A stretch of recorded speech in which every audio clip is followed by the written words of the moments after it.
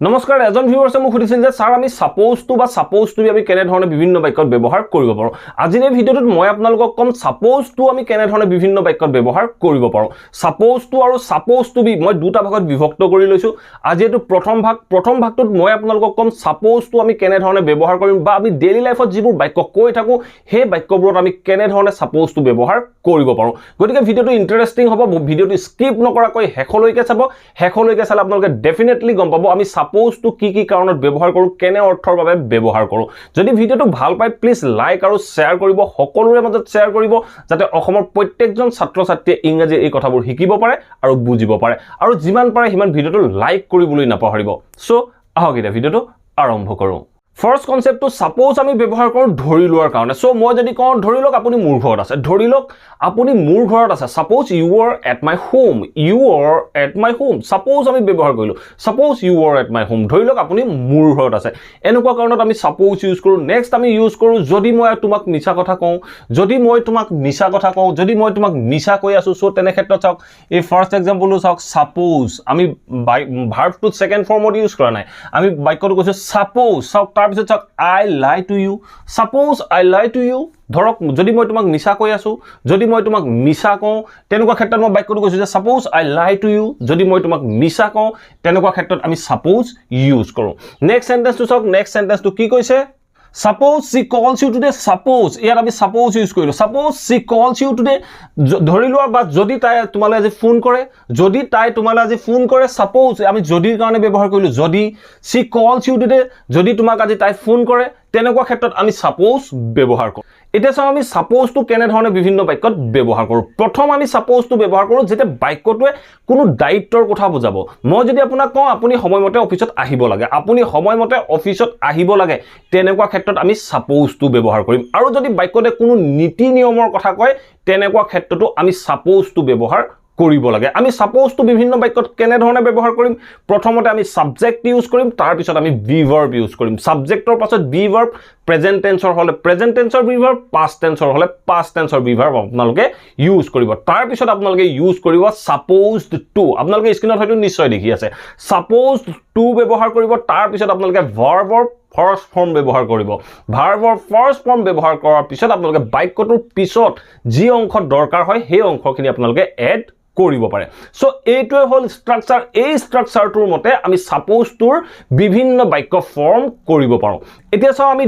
দায়িত্ব বা নীতি নিয়মৰ কাৰণে আমি কেনে ধৰণে বিভিন্ন বাক্য ক'ব পাৰো আপোনালোকৰ বাবে তিনটা এক্সাম্পল আছে এই তিনটা এক্সাম্পল চাও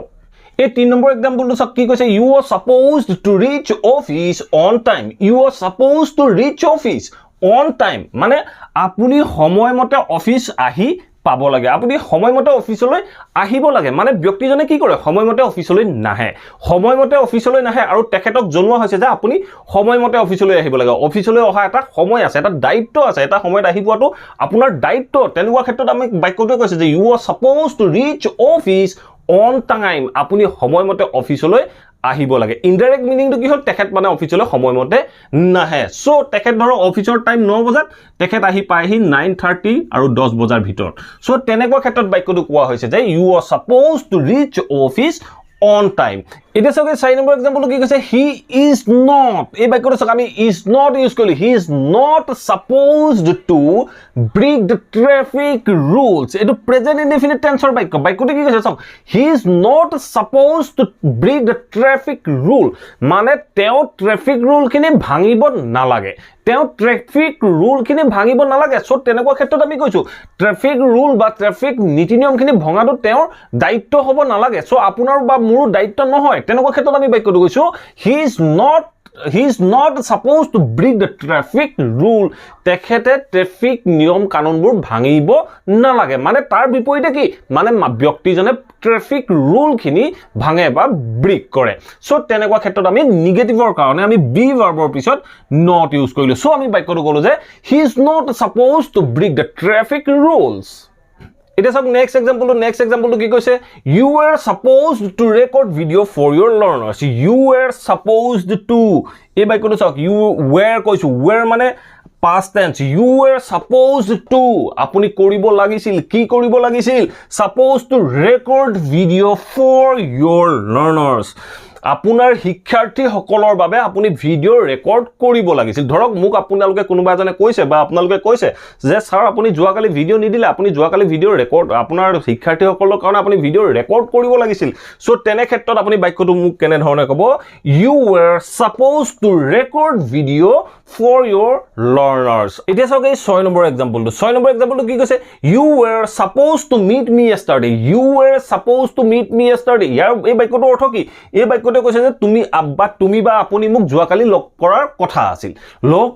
কথা আছিল তেনেকুৱা ক্ষেত্ৰত আমি supposed to ইউজ কৰিলো মানে এটা আশা আছিল যেতিয়া আশাৰ কথা ক'বলৈ যাওঁ আমি এক্সপেক্টেশনৰ কথা ক'বলৈ যাওঁ তেনেকুৱা ক্ষেত্ৰত আমি supposed to ইউজ কৰিব পাৰো মই বাক্যটোৱে কেনে ধৰণৰ অৰ্থ প্ৰকাশ কৰিছে একুৰেট মিনিংটো হয়তো মই আপোনালোকক ক'ব পৰা নাই সো ফাৰ্স্ট সেন্টেন্স 6 নম্বৰ সেন্টেন্সটো কি কৈছে you were supposed to meet me yesterday তো আপুনি মোক যোৱাকালি লগ কৰাৰ কথা আছিল তেনেকুৱা ক্ষেত্ৰত আমি বাক্যটোত supposed to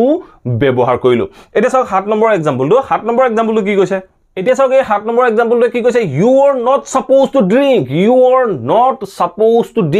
drink বাক্যটো আমি প্ৰেজেন্ট ইনডিফিনিটত কৈছো you are not supposed to drink তুমি মদ খোৱা উচিত নহয় বা মদ খাব নালাগে তেনেকুৱা ক্ষেত্ৰত আমি বাক্যটো কৈছো you are not supposed to drink তুমি মদ খাব নালাগে so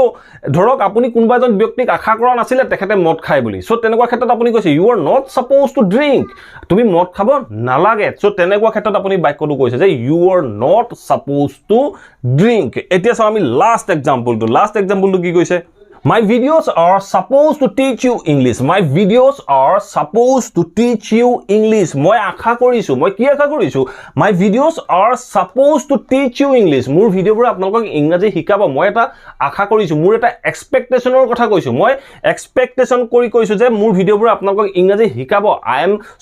My videos are supposed to teach you English. মোৰ ভিডিঅ'বোৰে আপোনালোকক ইংৰাজী শিকাব সো আপোনালোকে হয়তো এটা নিশ্চয় ভাবিছে যে supposed to বহুত তেৰা সাবজেক্ট হয় বা বুজি পাবলৈ টান হৈছে সো আপোনালোকে এই কনসেপ্টখিনি অনুসৰি বিভিন্ন বাক্য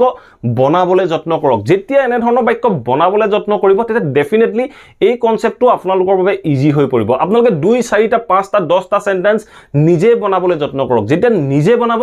ডেফিনেটলি প্ৰত্যেকটো কনসেপ্টেই ইজি হৈ পৰিব আশা কৰোঁ আপোনালোকে এই ভিডিঅটোৰ পৰা নিশ্চয় জানিব পাৰিলে আমি supposed to বিভিন্ন বাক্যত কেনে ধৰণে ব্যৱহাৰ কৰিব পাৰো আপোনালোকে 5টা 10টা বাক্য এনে ধৰণে প্ৰেক্টিস কৰক ডেফিনেটলি আপোনালোকৰ বাবেও supposed to ইউজ কৰাটো সহজ হৈ পৰিব যদি ভিডিঅটো ভাল পালে প্লিজ ভিডিঅটো লাইক কৰিব শেয়াৰ কৰিব আৰু কমেন্ট কৰি মোক জনাব আপোনালোকে ভিডিঅটোৰ পৰা কিমানখিনি কনসেপ্ট জানিব পাৰিলে বা আপোনালোকৰ অন্য কিবা টপিকৰ ওপৰত জানিব লগা আছে নেকি আৰু ভিডিঅটো যিমান পাৰে হিমান শেয়াৰ কৰিব লাইক কৰিব আৰু যদি চেনেলটো সাবস্ক্ৰাইব কৰা নাই প্লিজ সাবস্ক্ৰাইব কৰি লৈ অল নটিফিকেশন অন কৰি লব thank you for watching this video